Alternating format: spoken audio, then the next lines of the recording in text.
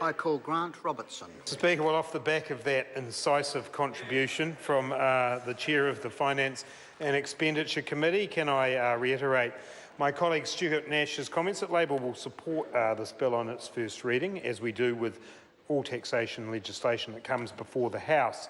Mr. Speaker, there's no doubt what this bill's really about. There is the usual attempt to correct the mistakes of the last tax bill that went through and to tidy up the loose ends in the tax system, but that this bill is the swallowing of a very large, dead Panamanian rat for the government, because that's what this bill is about. This bill is the government coming to the House and saying to New Zealanders, 3 years ago, when Inland Revenue Department officials told us that we should be doing something to close the loopholes in our foreign trust regime, and when we, the national government, ignored them, we were wrong, and we let New Zealanders down. And it would have been nice to have heard from the Minister of Revenue that he acknowledges his government got it wrong, that the hard-working officials in the Inland Revenue Department were the ones who got it right, and they were ignored by the government, and they were ignored by the government with the influence of the foreign trust industry, and in particular the Prime Minister's close advisor, Ken Whitney. Let's take ourselves back, Mr. Speaker, to when the Panama Papers first exposed issues around New Zealand's foreign trust regime. John Key's first thing to say was that New Zealand has full disclosure of information when it comes to foreign trusts. Well, today, this legislation actually tries to get us to full disclosure or some way down that path. So the Prime Minister was just plain wrong about that. He actually knew, I am sure, that there were things that could be done. And today, Mr. Speaker, we have legislation that proves that the Prime Minister was wrong. We do not have today full disclosure of information when it comes to foreign trusts. We should be able to get that in New Zealand. This will take some steps, but there are more that needs to be done, which I'll come to shortly, Mr. Speaker. But what was really instructive about the Prime Minister's first reaction to concerns about loopholes being exploited in our foreign trust regime was that he decided to stand up for the tax evaders and the tax avoiders. He chose his side, Mr. Speaker. He could have chosen New Zealand taxpayers, the reputation of the New Zealand tax system, but he chose the other side. He chose to side with the foreign trust industry and the people who around the world, the mega wealthy, who decide that they shouldn't pay their fair share of tax. Well, Mr. Speaker, on this side of the House, we side with New Zealand taxpayers. That's right. A fair go and a fair deal for New Zealand taxpayers. Most New Zealanders are prepared to pay their fair share of tax because they want to make a responsibility to a good society, and good on them for doing that. But for those who seek to avoid their obligations, who seek to cheat other taxpayers, we should have no time for them whatsoever. But the first thing the Prime Minister did was back those people. And I don't care what country they come from. Bill English stood up in this House and said, we don't need to care about the Mexican taxpayers. We do actually. We actually need to care about the fact that right around the world, we have tax systems that support people paying their fair share. Because when we go to the OECD and say we want multinationals to pay their tax, which we do, how can we stand up there with any credibility and make that claim and ask for the assistance of the rest of the world when we're the ones with a system that's been exploited? We're the ones with a system where somebody named the Duke of Influence from Mexico could park his money, where discredited Brazilian politicians with $150 million worth of money that seems potentially to have been corruptly found finds its way to New Zealand. When corrupt Maltese politicians file their money in New Zealand, that damages our reputation.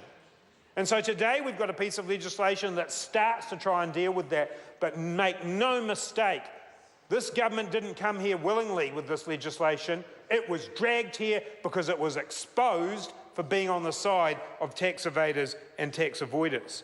And Mr. Speaker, it was all so unnecessary because in August 2013, The Inland Revenue Department came to the government and said, we need to do something. They said, to protect our international reputation, it may be necessary to strengthen our regulatory framework for disclosure and record keeping.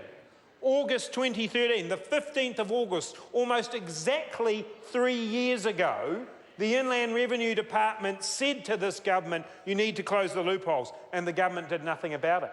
So the Inland Revenue Department came back to them in August 2014, in November 2014, in December 2014. By November 2014, Inland Revenue had already put tightening up disclosure requirements for foreign trusts on their work program, and that was the signal for the foreign trust industry. Once it made it onto the work program, they used their insider influence. Ken Whitney, the Prime Minister's closest advisor, writes to the Minister of Revenue, Todd McClay, and says, I've spoken to the Prime Minister. He's told me to talk to you. And then, lo and behold, within a month, it's all over. It's off the IRD work program. And the foreign trust industry gets to carry on without even having to take a breath. That's because this government chose to side with them over New Zealand taxpayers and ordinary working people all over the world. And that is a shameful record from this government. They had the chance to stand up for a fair tax system and they decided against it. They went with the insider influence that is so typical of this government. And the Prime Minister said, don't worry about it. Ordinary people approach me all the time with ideas and I refer them to the ministers. And so he said, ordinary people come up to me every day in the Koru Lounge. That's right, ordinary people roaming freely about the buffet in the Koru Lounge, talking to John Key, who's passing details of ministers hither and yon. What a load of nonsense, Mr. Speaker. This was the Prime Minister's personal lawyer and advisor using his influence, and Todd McClay just said, how much, how high, Prime Minister? This is a shameful episode, and this government needs to today acknowledge to New Zealanders they got it wrong. Now, the proposals that they're bringing to the House today, Mr. Speaker, are inadequate in one specific way, and that is the absence of a publicly available register of foreign trusts. Because in the end, if another jurisdiction is looking around the world to see where money might be parked, if they can't get easy access to that register, they're not going to be able to find out. It's not so much a needle in a haystack, it's whether there is a needle in a series of haystacks, and they do not have the information to support that. We have registers of companies in New Zealand. We have publicly available registers of companies. We have publicly available registers of charities. Why are foreign trusts not seen in the same light? So the legislation in front of us today says that it will be Inland Revenue and the police who get to see this. That does not properly advance the interests of transparency. And as a country, we need to hold on to that reputation that has been built up over many decades around transparency. And one of the saddest parts of this whole episode, Mr. Speaker, was the fact that during it, New Zealand slipped down the Transparency International rankings. Now, I was present when a government backbencher said, well, you know, our aim is to be in the top 5 for the Transparency International rankings. Just imagine if Steve Hansen held a press conference and said, the All Blacks' aim is to be in the top 5 of rugby playing nations. He'd be sacked. He'd be sacked straight away, because when we are the best in the world at something, we must stay as the best in the world. And we are slipping in Transparency International ratings under this government, and they don't care, Mr. Speaker, because they're too interested in protecting the mega rich and those who have close influence on them. Mr. Speaker, this piece of legislation will get scrutiny in the Select Committee. It will get many, many submissions, I am sure. I want to assure the public of New Zealand that the Labour Party will look closely at this legislation to ensure that we use it to restore the reputation of New Zealand for transparency, to restore their faith in the tax system of New Zealand, and to give ourselves credibility on the world stage when we ask others to support us when it comes to cracking down on multinational tax avoidance. I call Chris